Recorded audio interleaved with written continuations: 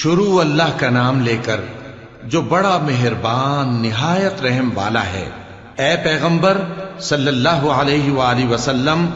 لوگوں سے کہہ دو کہ میرے پاس وحی آئی ہے کہ جنوں کی ایک جماعت نے اس کتاب کو سنا تو کہنے لگے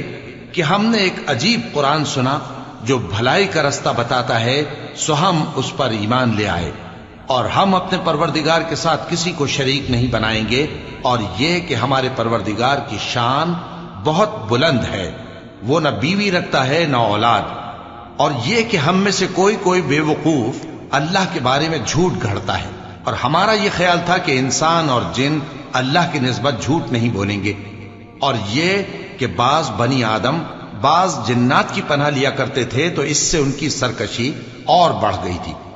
اور یہ کہ ان کا بھی یہی اعتقاد تھا جس طرح تمہارا تھا کہ اللہ کسی کو نہیں زندہ کرے گا، اور یہ کہ ہم نے آسمان کو ٹٹولا تو اس کو مضبوط چوکیداروں اور انگاروں سے بھرا ہوا پایا، اور یہ کہ پہلے ہم وہاں بہت سے مقامات پر فرشتوں کی باتیں سننے کے لیے بیٹھا کرتے تھے، اب کوئی سننا چاہے تو اپنے لیے انگارہ تیار پاتا ہے، اور یہ کہ ہمیں معلوم نہیں کہ اس سے اہل زمین کے ساتھ برائی مقصود ہے یا ان کے پروردگار نے ان کی بھلائی کا ارادہ فرمایا ہے، اور یہ کہ ہم میں بعض نیک ہیں اور بعض دوسری طرح کے، ہمارے کئی طرح کے مذہب ہیں، اور یہ کہ ہم نے سمجھ لیا ہے کہ ہم زمین میں خواہ کہیں ہوں اللہ کو ہرا نہیں سکتے اور نہ بھاگ کر اس کو تھکا سکتے ہیں، اور جب ہم نے ہدایت کی کتاب سنی اس پر ایمان لے آئے، سو جو شخص اپنے پروردگار پر ایمان لاتا ہے تو اس کو نہ نقصان کا خوف ہے نہ کسی طرح کے ظلم کا، اور یہ کہ ہم میں بعض فرما بردار ہیں اور بعض نافرمان ہیں،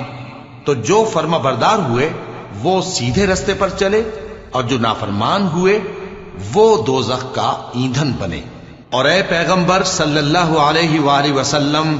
یہ بھی ان سے کہہ دو کہ اگر یہ لوگ سیدھے رستے پر رہتے تو ہم ان کے پینے کو بہت سا پانی دیتے تاکہ اس سے ان کی آزمائش کریں، اور جو شخص اپنے پروردگار کی یاد سے منہ پھیرے گا وہ اس کو سخت عذاب میں داخل کرے گا، اور یہ کہ مسجدیں خاص اللہ کی ہیں تو اللہ کے ساتھ کسی اور کی عبادت نہ کرو، اور جب اللہ کے بندے یعنی یہ پیغمبر صلی اللہ علیہ وآلہ وسلم اس کی عبادت کو کھڑے ہوئے تو کافر ان کے گرد ہجوم کر لینے کو تھے۔ اے نبی صلی اللہ علیہ وآلہ وسلم، کہہ دو کہ میں تو اپنے پروردگار ہی کی عبادت کرتا ہوں اور کسی کو اس کا شریک نہیں بناتا، یہ بھی کہہ دو کہ میں تمہارے لیے نہ کسی نقصان کا اور نہ نفع کا کچھ اختیار رکھتا ہوں، یہ بھی کہہ دو کہ اللہ کے عذاب سے مجھے کوئی پناہ نہیں دے سکتا اور میں اس کے سوا کوئی جائے پناہ نہیں پاؤں گا، ہاں اللہ کی طرف سے احکام کا اور اس کے پیغاموں کا پہنچا دینا ہی میرے ذمہ ہے، اور جو شخص اللہ اور اس کے پیغمبر کی نافرمانی کرے گا تو ایسوں کے لیے جہنم کی آگ ہے،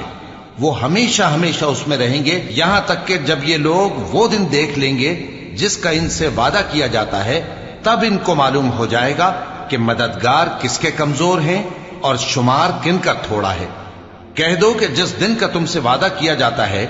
میں نہیں جانتا کہ وہ عنقریب آنے والا ہے یا میرے پروردگار نے اس کی مدت دراز کر دی ہے، وہی غیب کا جاننے والا ہے، سو کسی پر اپنے غیب کو ظاہر نہیں کرتا، ہاں جس پیغمبر کو پسند فرمائے اور اس کو غیب کی باتیں بتا دے تو اس کے آگے اور پیچھے نگہبان مقرر کر دیتا ہے تاکہ معلوم فرمائے کہ انہوں نے اپنے پروردگار کے پیغام پہنچا دیے ہیں، اور یوں تو اس نے ان کی سب چیزوں کا ہر طرف سے احاطہ کر رکھا ہے اور ایک ایک چیز گن رکھی ہے۔